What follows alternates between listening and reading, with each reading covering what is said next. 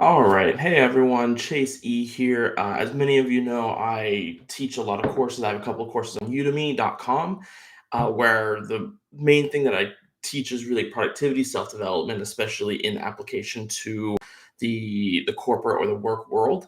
One thing I want to start doing is I want to start using my YouTube channel to schedule and host live training sessions for my students over on Udemy to come over and interact with, ask questions, and all of that. And I really want the subject of these live training sessions to be things that I've studied in the past, whether the past week or month, that have application and support the courses that I have on udemy.com. And so I really just want it to almost be like a bonus section for my Udemy courses, where occasionally some of these videos, all of them will get posted to YouTube, but some of them will also get posted to Udemy as bonus content or additional content. But all that to say, I want to have more of these live training sessions on YouTube to help answer any questions that you may have, and also to go over something that I've learned, or something, a question that's been asked, or something that would add value to your guys' lives. So, with that being said, this is going to be the beta test. This is going to be the first one. And so, bear with me as I kind of figure some of this stuff out. But the subject of this one is going to be on maximizing energy. So, I'm going to go ahead and share my screen real quick. And here we go. So, again, subject of this video is going to be on maximizing energy. As you may know or may not know, energy management is a big part of a lot of the courses that I teach on Udemy, right? How to make difficult things easy. It strengthens energy management, strengthens your ability to do hard things. As an example, on a day where you only got 4 hours of sleep, it's very difficult to do hard things. It's very difficult to go to the gym. It's very difficult to eat well. It's very difficult to do those things that will advance and improve your life. Whereas on days where you've gotten a lot of rest, when you've gotten your 8 hours of sleep, all of a sudden it's easier to go to the gym. It's easier to eat well. You have more self control. You have more, your ability to do difficult things increases. So energy management is a big part of that aspect. And then also one of my latest courses, the Project MVP, it drastically increases your productivity. So energy management does have a high impact on your productivity. So as just a mediocre example here, a person who eats well versus a person who doesn't eat well, just taking a single day where someone has a very large carbohydrate heavy lunch, they're going to get really slow after that. They're going to take a nap to digest all those calories. They get really slow. Their productivity decreases greatly versus someone who eats strategically and who eats well, right? Someone who eats just a meal primarily of like proteins, fruits, and vegetables. That person is not going to need to slow down. They're going to actually be able to pick up because they have all of those nutrients going and boosting their energy. So, just in a very simple sense, energy management does have a big part to play in increasing your productivity. So overall, this training is on, again, maximizing energy. The goal of this, the outcome, will be you will be able to get more done in less time. That's a productivity aspect of it, and it will be easier for you to do difficult things. Right? Again, you're strengthening your subconscious. You're strengthening your muscle to do difficult things because you're managing your energy well. So there's going to be 4 points.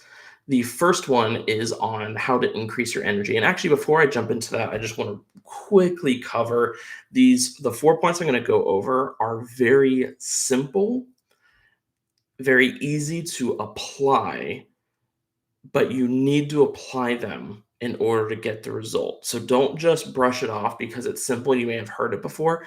Make sure if you're looking to increase your energy and you're looking to get this outcome, make sure you actually you actually apply these 4 principles.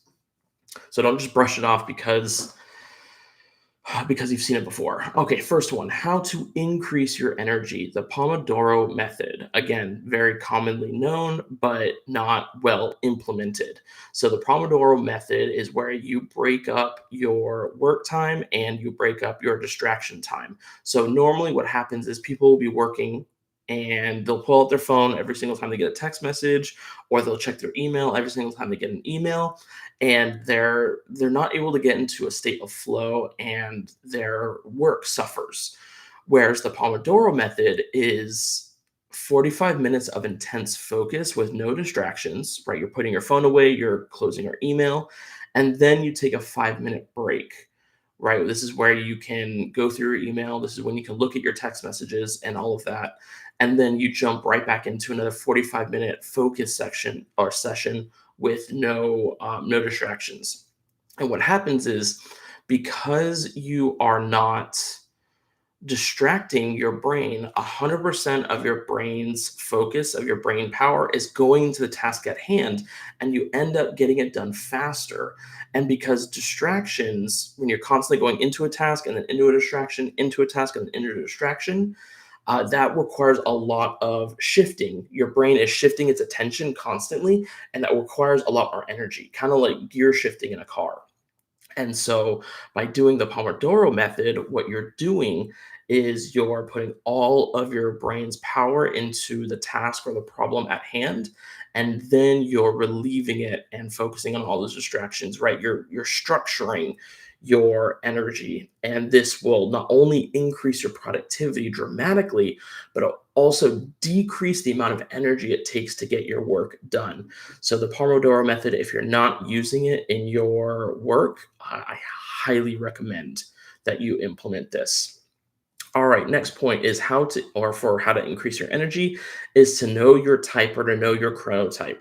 So you may not be aware or not, but there are different chronotypes, more commonly known as, are you a morning person or are you a night person? And that's very, very real. It's actually genetic. I've just finished reading a book. I forget the name of it. It might be When. I forget the author though, but the author broke this into four categories, classified by animal. You have lions, which are morning people; bears, which are mid morning people; wolves, which are evening people; and dolphins, which are steady. And basically, the difference is when your peak or when your brain is most functioning at its highest level. So for lions, their brains are going immediately in the morning. That's when they have the most brain power. They're fully awake. But by the afternoon and the evening, they slow down. There's nothing that they can do to wake up their mind. Bears are mid morning, where they get the majority, or where they get that increase in brain power mid morning, and then it slows down in the evening. Wolves get their big hit of brain power in the evenings, whereas the mornings they're very, very slow. This is me, by the way. I am a wolf. I No matter what I do in the morning, no matter how much sleep I get, my brain will not wake up until the afternoon or the evening. It's just the way I am. I've tested it thousands of different times to try to wake myself up, but it's a genetic thing. And then dolphins are very steady, and these are for people who struggle getting a lot of sleep. They can't get the normal 7 to 8 hours of sleep recommended, and so they only get like 4 hours of sleep on average throughout a day.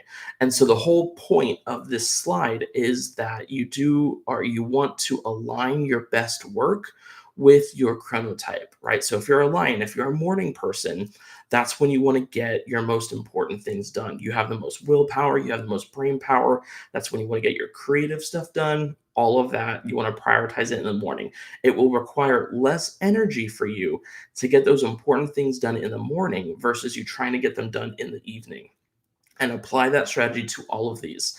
If you're a bear where your mind doesn't really wake up until around 9 o'clock, then or sorry, like 8 to 9 o'clock, then you will want to try and get your stuff done mid morning, right before the afternoon. That's when you're most awake. Wolf, of course, evening. That's like 7 to 8. And then dolphin, right? This strategy is a little bit different because you're on a little bit of a different schedule. For a dolphin, what you want to do is you don't want to stack your important tasks, you want to space them apart. So because you don't have as big of an energy, um, like jump or spike, you want to, let's say your three important tasks are read a book, exercise at the gym, and go on a walk. You don't want to do all three of those back to back or within the same like 3 hour period, like you may want to do in these other ones. You want to space them out. You want to go to the gym, maybe in the morning for a little bit, don't get too intense. And then you want to take like a 3 hour break from that and do your normal things and then go on a walk, do your normal things, and then go and then read. So you want to space them out because you don't have as much energy. You're much more steady, whereas these are very volatile, where they peak and then they have deep valleys.